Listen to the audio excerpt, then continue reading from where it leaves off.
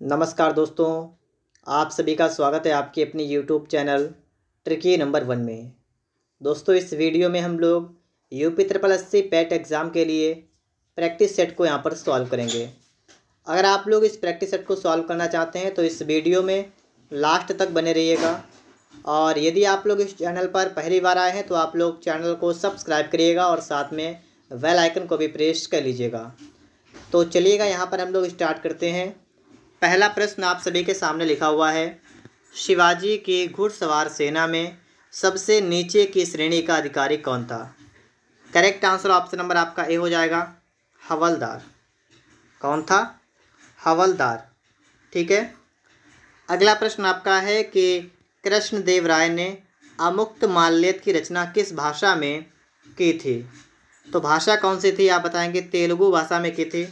आपका C option बिल्कुल right answer हो जाएगा। ठीक है।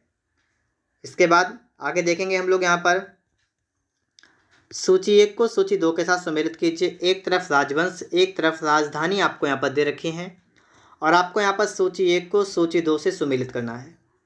तो आपका जो प्रतिहार वंश था, इसकी राजधानी कौन थी? आप बताएंगे प्रतिहार की राजधानी थी कन्नौज।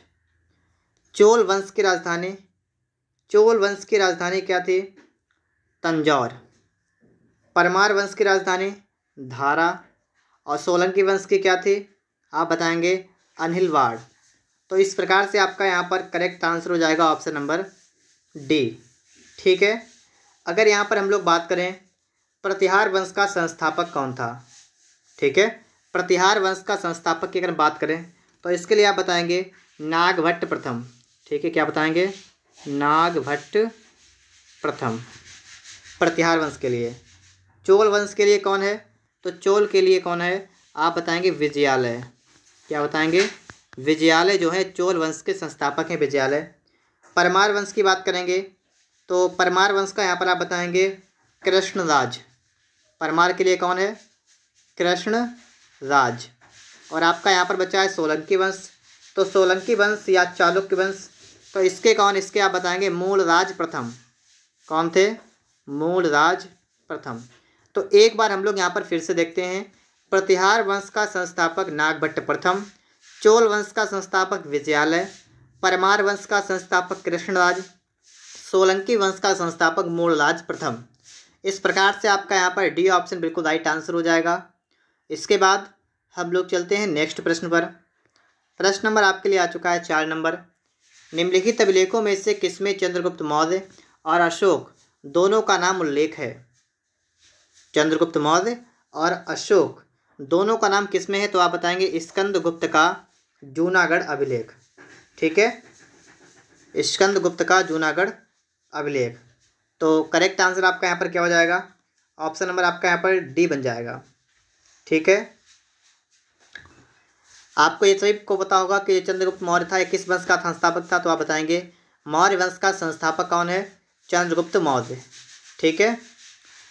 यहाँ पर आप देखेंगे लिखा है कि नचिकेता और यम के बीच सुप्रसिद्ध संवाद उल्लिखित है।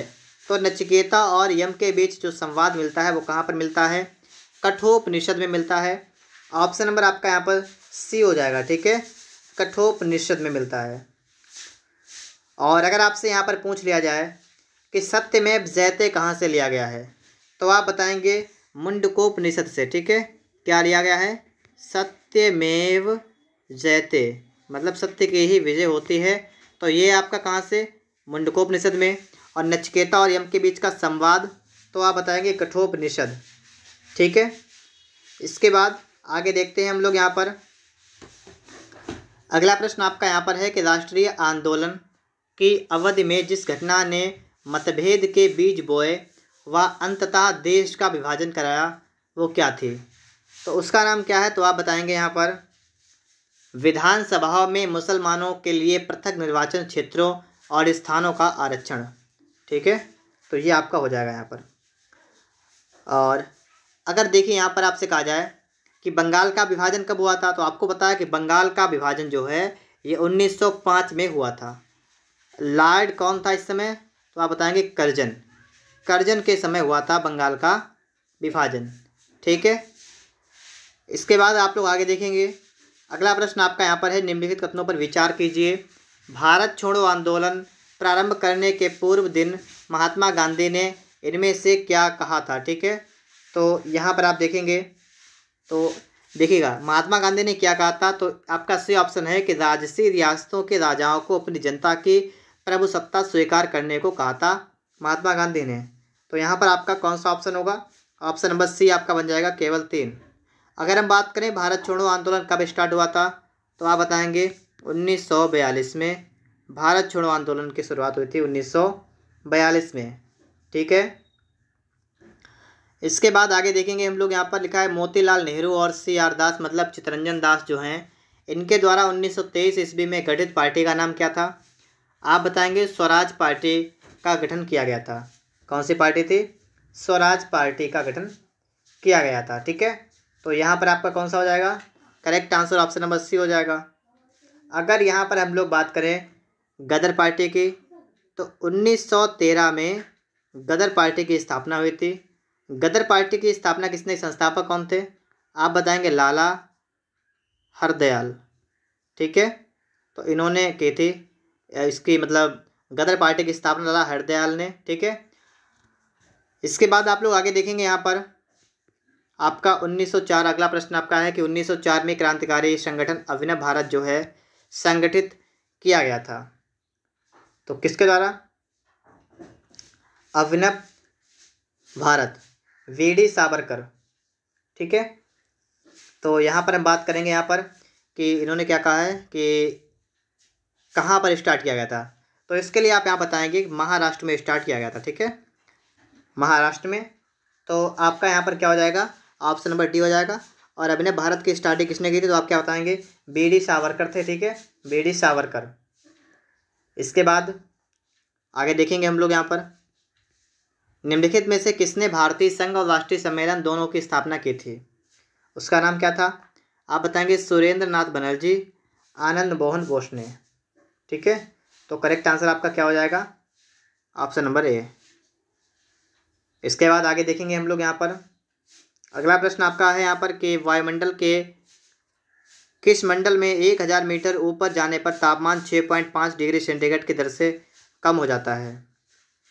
कम की बात की गई है, तो कम कहाँ पर होता है? तो आप बताएंगे परिवर्तन या मतलब क्षोभ मंडल में। ठीक है, क्षोभ मंडल में। और क्षोभ मंडल जो है, क्षोभ मंडल में ही जितनी मौसमी घटनाएं होती हैं, जैसे कि पानी का बरसना, बादल वगैरह होते हैं, जितनी मतलब मौसम संबंधी घटनाएं होती हैं, वो सभी आपके किस में आती हैं? तो आप बताएंगे क्षोभ मंडल में आती हैं।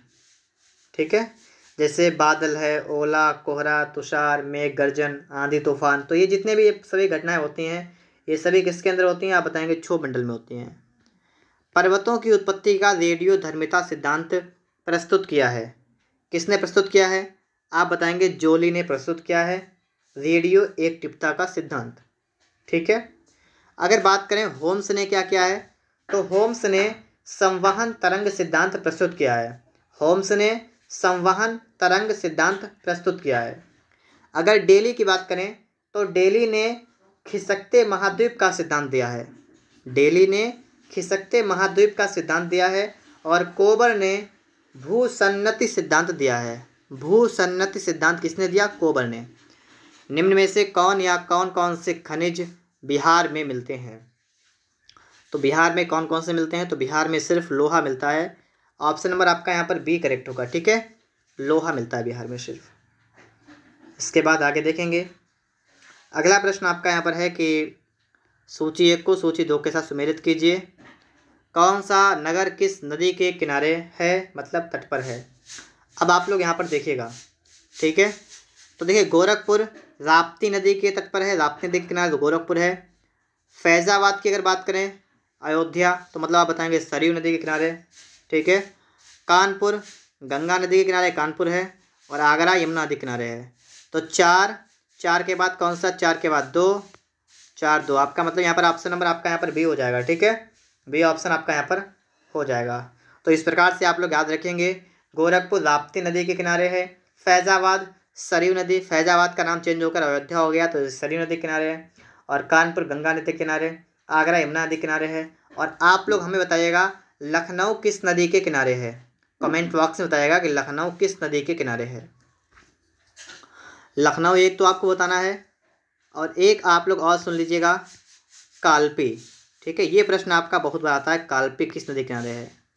तो याद रखिएगा यमुना नदी के किनारे। ठीक है, यमुना नदी के किनारे है कालपी शहर। ठीक है, और लखनऊ की बात है तो आप कमेंट बॉक्स में बताइएगा हमें। यहाँ पर आप लोग देखेंगे निम्नलिखित युग्मों पर विचार कीजिए। आप यहाँ पर विचार करेंगे, संगठन मुख्यालय आपको बताना है यहाँ पर। ठीक है, तो चलिए देखते हैं यहाँ पर।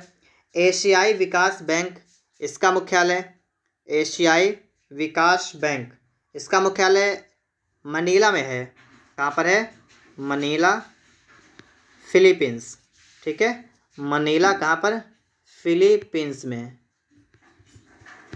और एशिया प्रशांत आर्थिक सहयोग क्षेत्र, ठीक है, इसका मुख्यालय सिंगापुर में है। और दक्षिण पूर्व एशियाई राष्ट्र संघ, इसका कहाँ है? जकार्ता, इंडोनेशिया में। कहाँ पर है? जकार्ता में है। इसका है जकार्ता, इंडोनेशिया। अब आप लोग यहाँ पर देखिएगा कौन सा आपका यहाँ पर मैच कर रहा है। तो यहाँ पर आपका केवल 2 मैच कर रहा है। ठीक है, और आपको सभी याद रखने हैं कि एशियाई विकास बैंक का मुख्यालय कहाँ पर है? मनीला, फिलीपींस में है। एशिया प्रशांत आर्थिक सहयोग का मुख्यालय सिंगापुर में है। दक्षिण पूर्व एशियाई राष्ट्र संघ का मुख्यालय जकार्ता, इंडोनेशिया में है। किस वर्ष को भारत के जनांकिकी का विभाजन कहा जाता है? किस वर्ष को कहते हैं? आप बताएंगे 1921 को। ठीक है, 1921 को कहते हैं महाविभाजक वर्ष, इस प्रकार से कहते हैं। ठीक है, यहाँ पर उन्होंने लिख के दिया है, क्या कहा है? जनांकिकी का विभाजक कहा जाता है। ठीक है, तो 1921 आप लोग यहाँ पर याद रखेंगे, या इसे हम कहते हैं महान विभाजक वर्ष। ठीक है, महान विभाजक वर्ष भी हम लोग इसको कहते हैं। इसके बाद आप लोग आगे देखेंगे यहाँ पर अगला प्रश्न आपका है, निर्मल ग्राम पुरस्कार योजना का उद्देश्य कौन सा नहीं है? निर्मल ग्राम पुरस्कार योजना का उद्देश्य शौच स्वच्छता, ठीक है, ये नहीं है। ठीक है, तो ये नहीं है। अगर बात की जाए कि ये योजना कब स्टार्ट की गई थी, आप बताएंगे ये योजना जो थी यह 2003 में स्टार्ट की गई थी। कब की गई थी? 2003 में इसकी स्टार्टिंग की गई थी। न्यूनतम समर्थन मूल्य मतलब MSP जो आपका है, तो इसके लिए क्या आपसे कहा गया है कि MSP का निर्धारक कौन है? तो कृषि मूल्य और लागत आयोग, कृषि लागत मूल्य आयोग, मतलब ऑप्शन नंबर आपका यहाँ पर सी हो जाएगा, CACP। ठीक है, इसकी स्थापना 1965 में हुई थी और इसका नाम चेंज हुआ। ये नाम कब हुआ? तो ये नाम हुआ इसका है 1985 में, 1985 में। लेकिन इसकी स्थापना पहले हो गई थी कृषि लागत आयोग के नाम से। क्या नाम था? कृषि लागत आयोग के नाम से 1965 में इसकी स्थापना हुई थी। 1985 में इसका नाम चेंज होकर हो गया कृषि लागत एवं मूल्य आयोग। ठीक है, इसके बाद आप लोग आगे देखेंगे यहाँ पर अगला प्रश्न, निम्नलिखित में से कौन सा उपागम प्रोफेसर अमर्त्य सेन से संबंधित है? तो कौन सा है? आप बताएंगे सक्षमता उपागम। कौन सा? सक्षमता उपागम। ठीक है, आगे देखिए वित्त आयोग का मुख्य कार्य क्या है? वित्त आयोग का मुख्य कार्य क्या है? तो इसका मुख्य कार्य क्या है तो आप बताएंगे यहाँ पर केंद्र और राज्यों के बीच कर विभाजन, टैक्स का विभाजन। वित्त आयोग के बारे में किस अनुच्छेद में कहा गया? तो अनुच्छेद आपका है 280 में वित्त आयोग के बारे में वर्णन किया गया है। वित्त आयोग के बारे में अनुच्छेद 280। भारत में चुनाव की प्रक्रिया के संबंध में विस्तार से बताया गया है। तो भारत में चुनाव की प्रक्रिया के संबंध में विस्तार से कहाँ पर बताया गया है? आप बताएंगे यहाँ पर कि संसदीय कानूनों में। ठीक है, आगे देखिएगा सर्वोच्च न्यायालय का न्यायाधीश जो है अपना पद त्याग सकता है पत्र लिखकर। मतलब एक किसको पत्र लिखेगा अपना पद त्यागने के लिए? तो आप बताएंगे राष्ट्रपति को। ठीक है, सर्वोच्च न्यायालय का न्यायाधीश जो है ये राष्ट्रपति को लिखेगा पद त्यागने के लिए। अगर यहाँ पर आपसे पूछा जाए सर्वोच्च न्यायालय का न्यायाधीश जो है उसके लिए अधिकतम उम्र क्या होती है? ठीक है, मतलब सेवानिवृत्त की उम्र, रिटायरमेंट की उम्र क्या होती है? तो आप क्या बताएंगे? 65 वर्ष। और उच्च न्यायालय की बात करेंगे तो कितनी होती है? आप बताएंगे 62 वर्ष। ठीक है, तो ये भी आप लोग यहाँ पर याद रखेंगे। और सर्वोच्च न्यायालय के बारे में कौन सा अनुच्छेद है? तो आप बताएंगे अनुच्छेद 124। अनुच्छेद 124 24 में सर्वोच्च न्यायालय के बारे में आपको बताया गया है। ठीक है, इसके बाद आगे देखेंगे हम लोग यहाँ पर क्षेत्रीय परिषद का अध्यक्ष कौन होता है। क्षेत्रीय परिषद का अध्यक्ष आपको बताएंगे गृह मंत्री होता है। ऑप्शन नंबर आपका यहाँ पर सी हो जाएगा, गृह मंत्री। ठीक है, इसके बाद आगे देखिएगा 24 नंबर आपका है कि निम्नलिखित में से एक भारतीय संविधान के अंतर्गत राज्य का नीति निर्देशक तत्व कौन सा नहीं है। तो कौन सा नहीं है ये आपको यहाँ पर देखना है। तो देखिएगा आप लोग यहाँ पर लोक कल्याण की अभिवृद्धि करना ये सही है, एक रूप सिविल संहिता ये भी सही है, अंतर्राष्ट्रीय शांति की अभिवृद्धि ये भी सही है, युवकों को रोजगार देना ये आपका नहीं है। ठीक है, अब यहाँ पर आप थोड़ा ये देखिएगा कि नीति निर्देशक तत्व कहाँ से कहाँ तक हैं। तो अनुच्छेद 36 से लेकर 51 तक हैं नीति निर्देशक तत्व। ठीक है, भाग आपका कौन सा है, भाग आपका 4 है। ठीक है, भाग कितना है 4, अनुच्छेद कितना है 36 से लेकर 51 तक। लोक कल्याण के लिए आपका 38 अनुच्छेद है।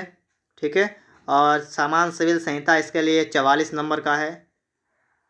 ठीक है, आगे देखिएगा इसके बाद। हाँ, एक बात और ध्यान रखिएगा, नीति निर्देशक तत्वों को कहाँ से लिया गया है आप बताएंगे आयरलैंड से। ठीक है, कहाँ से लिया गया है, आयरलैंड से लिया गया है। ठीक है, यहाँ पर आपका है कि भारतीय संविधान में किस अनुच्छेद के प्रावधानों के अंतर्गत संशोधन किया जा सकता है। अनुच्छेद 368 के अंतर्गत।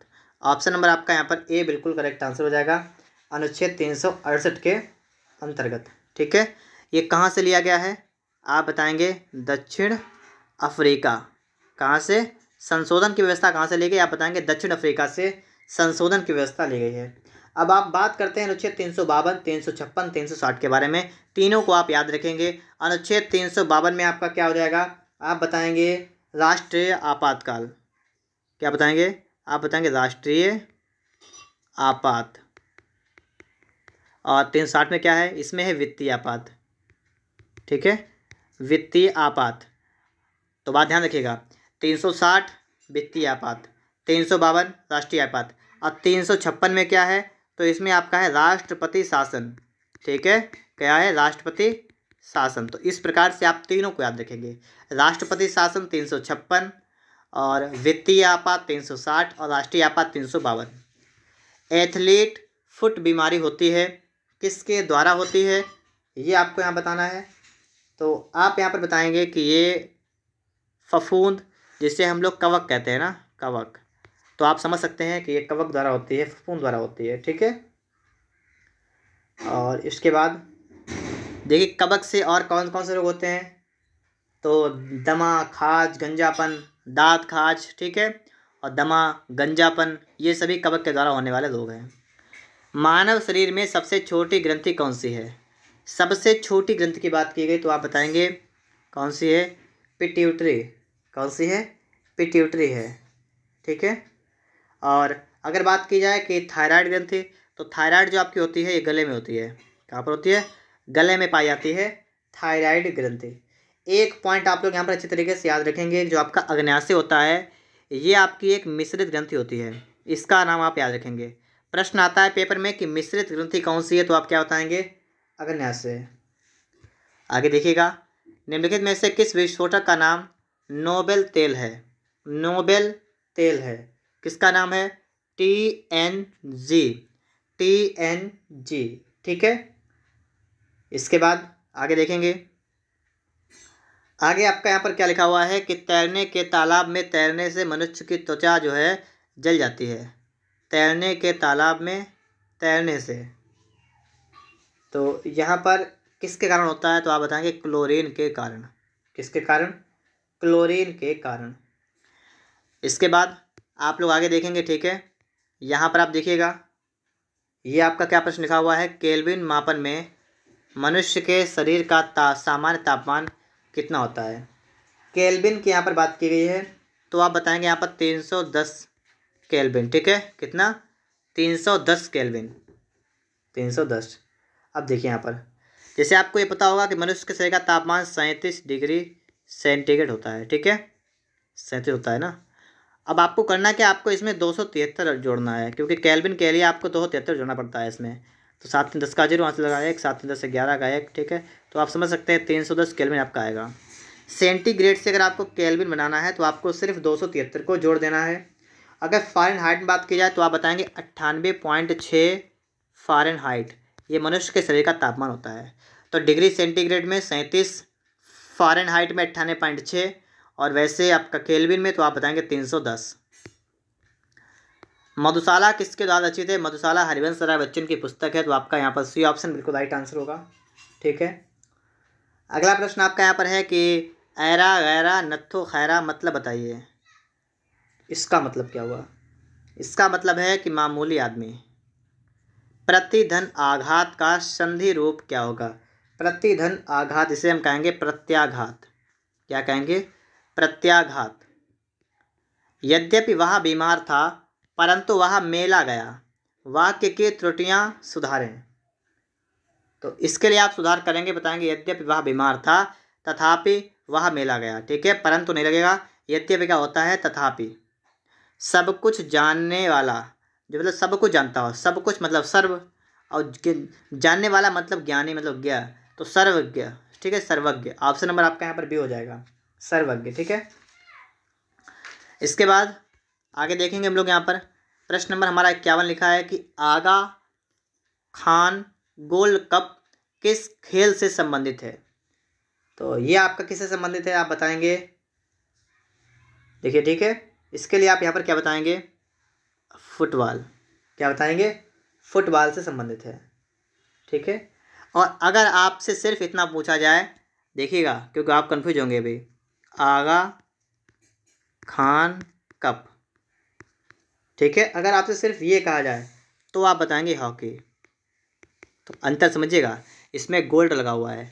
अगर आपसे कहा जाए आगा खान कप तो आप बताएंगे हॉकी, आगा खान गोल्ड कप तो आप बताएंगे फुटबॉल। ठीक है, आगे देखिएगा। भारत में राष्ट्रीय खेल दिवस कब मनाते हैं? 29 अगस्त को राष्ट्रीय खेल दिवस मनाते हैं, मेजर ध्यानचंद की जयंती के दिन। ठीक है, इसके बाद आप लोग आगे देखेंगे, भारत का सबसे ऊंचा बांध कौन सा है? सबसे ऊंचा बांध आप बताएंगे टिहरी बांध जो है, ये भारत का सबसे ऊंचा बांध है। ठीक है, टिहरी बांध किस नदी पर है? टिहरी बांध ये भागीरथी नदी पर है। ठीक है, कहाँ पर है? ये भागीरथी नदी पर है। कहाँ पर है? तो आप बताएंगे उत्तराखंड में है। कहाँ पर है? उत्तराखंड में है, सबसे ऊंचा है। ठीक है, अगर आपसे कहा जाए सबसे लंबा बांध, तो सबसे लंबा की बात की जाएगी तो आप क्या बताएंगे? हीराकुंड बांध जो है ये सबसे लंबा बांध है, लंबा बांध। ठीक है, और ये कहाँ पर है? ये ओडिशा में है। कहाँ पर? ये ओडिशा में है। और ये किस नदी पर है? तो आप बताएंगे महानदी पर है। ठीक है, तो आप ये भी याद रखेंगे, सबसे ऊंचा बांध टिहरी बांध भागीरथी नदी पर है, सबसे लंबा बांध हीराकुंड बांध महानदी ओडिशा में है। आगे देखिएगा, यहाँ पर वनों की कमी, नगरीकरण और प्रदूषण का बढ़ना सभी निम्नलिखित किस कारण से हैं? तो ये सभी अगर किसी कारण से हैं तो उसका नाम क्या है? आबादी बढ़ रही है, मतलब जनसंख्या में वृद्धि हो रही है तो लोग वनों को काट रहे हैं, नगरीकरण हो रहा है, और जब लोग ज़्यादा बढ़ रहे हैं तो प्रदूषण की मात्रा भी ज़्यादा हो रही है। तो आपका यहाँ पर डी हो जाएगा। ठीक है, अंतर्राष्ट्रीय परमाणु ऊर्जा एजेंसी का मुख्यालय कहाँ पर है? परमाणु ऊर्जा एजेंसी का मुख्यालय आपसे पूछा गया है, तो आप यहाँ पर बताएंगे इसके लिए correct answer option number C हो जाएगा, वियना में है। ठीक है, कहाँ पर है? वियना में है। और इसकी स्थापना कब हुई थी? तो आप बताएंगे 1957 में इसकी स्थापना हुई थी। ठीक है, पटाका किस देश की मुद्रा है? पटाका किस देश की है? तो आप बताएंगे मकाओ की मुद्रा है पटाका। ठीक है, मकाओ।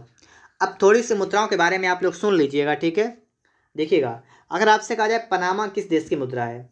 पनामा किसकी है? संयुक्त राज्य अमेरिकी डॉलर। ठीक है, एक मिनट रुकिएगा, पनामा देश की मुद्रा क्या है? ठीक है, तो पनामा देश की मुद्रा की अगर बात करेंगे तो इसकी मुद्रा क्या है? तो आप क्या बताएंगे? आप बताएंगे संयुक्त राज्य अमेरिका का जो डॉलर है वही इसकी मुद्रा है, डॉलर। ठीक है, इसका चिन्ह आपको पता होगा, ये वाला डॉलर होता है इस तरीके से। ठीक है, लाओस की मुद्रा क्या है? लाओ किप। और मैक्सिको की मुद्रा मैक्सिकन पेसो। आगे देखिएगा, भारत के किस राज्य के राज्यपाल के पद का आधिकारिक कार्यकाल कितने दिनों का होता है? किसी राज्य के राज्यपाल का जो कार्यकाल होता है वो 5 वर्ष का होता है, आप सभी को पता होगा, 5 वर्ष। ठीक है, और इसके बाद देखिए सही सुमेलन कौन सा नहीं है उसको आपको बताना है, जो सही सुमेलित नहीं है। तो चलिए मिलाते हैं इसको। बड़ा इमामबाड़ा, तो बड़ा लखनऊ में है, ये सही है आपका, ठीक है। इसके बाद आप देखेंगे निशात बाग जम्मू कश्मीर, ये भी सही है। इसके बाद आप आगे देखेंगे फिरोज शाह कोटला दिल्ली, ये भी सही है। कौन सा सही नहीं, तो हुमायूं का मकबरा जो है इलाहाबाद में नहीं है, ये हुमायूं का मकबरा आपका दिल्ली में है, ठीक है। तो इस प्रकार से आप यहाँ पर याद रखेंगे हुमायूं का मकबरा कहाँ पर है, दिल्ली में है हुमायूं का मकबरा। आगे देखिएगा इसके बाद में अंतर्राष्ट्रीय योग दिवस कब मनाते हैं, तो आप बताएंगे 21 जून को अंतर्राष्ट्रीय योग दिवस मनाते हैं, 21 जून को, ठीक है। कब से स्टार्टिंग हुई थी इसकी, 2015 से। 2015 में पहली बार अंतर्राष्ट्रीय योग दिवस मनाया गया था, ठीक है। और इस बार की थीम क्या है 2022 में, योगा फॉर ह्यूमैनिटी, मानवता के लिए योग, ठीक है, मानवता के लिए योग। मई 2022 में किस महिला को बैंक ऑफ इंग्लैंड की मौद्रिक नीति समिति में शामिल किया गया, तो आप बताएंगे स्वाति ढींगरा। मई 2022 में WHO ने किस राज्य को उसके तंबाकू नियंत्रण कार्यक्रम के लिए पुरस्कृत करने की घोषणा की है, आप बताएंगे झारखंड। मई 2022 में केंद्र सरकार ने GST मुआवजे के रूप में कितनी बकाया धनराशि जारी की है, 86,912 करोड़ रुपए। अगला प्रश्न आपका है कि मई 2022 में किसे पाकिस्तान के तीसरे सर्वोच्च नागरिक पुरस्कार से सम्मानित किया गया है, डैरेन सेमी को। अगला प्रश्न आपका, हाल ही में किसे राष्ट्रीय सूचना विज्ञान केंद्र का नया महानिदेशक बनाया गया है, आप बताएंगे राजेश गेरा को, ठीक है, राष्ट्रीय सूचना विज्ञान केंद्र का नया महानिदेशक। मई 2022 में राष्ट्रपति रामनाथ कोविंद ने अखिल भारतीय आयुर्वेद महासम्मेलन का उद्घाटन कहाँ पर किया, आयुर्वेद के लिए, तो इसके लिए कहाँ पर किया, बताएंगे मध्य प्रदेश में किया। जून 2022 में दुनिया का सर्वाधिक तेज सुपर कंप्यूटर जो है कौन सा बना है, तो ये बन गया है आपका फ्रंटियर। फ्रंटियर है, कहाँ का है, आप बताएंगे अमेरिका का कंप्यूटर है, ठीक है, सबसे तेज सुपर कंप्यूटर। आगे देखेंगे आप लोग यहाँ पर क्या लिखा है कि मई 2022 में किस खिलाड़ी का यूनिसेफ के सद्भावना राजदूत के रूप में 20 वर्ष का कार्यकाल बढ़ाया गया है, तो इसके लिए आप बताएंगे यहाँ पर सचिन तेंदुलकर। 16 जून 2022 में किस राज्य ने अभियान आंचल की शुरुआत की, आप बताएंगे राजस्थान, क्या बताएंगे, राजस्थान ने। जून 2022 में प्रधानमंत्री नरेंद्र मोदी ने अंजलाई पोन्नुसामी के निधन पर शोक व्यक्त किया, वे किस देश की हैं, तो ये किस देश की हैं, मलेशिया की हैं। और जून 2022 में किस राज्य में देश का पहला लिक्विड मिरर टेलीस्कोप स्थापित किया गया, तो कहाँ पर किया गया, उत्तराखंड में। इस प्रकार से हम लोगों ने आज की इस वीडियो को समाप्त किया। अगर आप सभी को वीडियो पसंद आया है तो आप लोग इस वीडियो को लाइक करिएगा। यदि आप लोग इस चैनल पर पहली बार हैं तो आप लोग चैनल को सब्सक्राइब करने के साथ साथ में बेल आइकन को भी प्रेस कर लीजिएगा।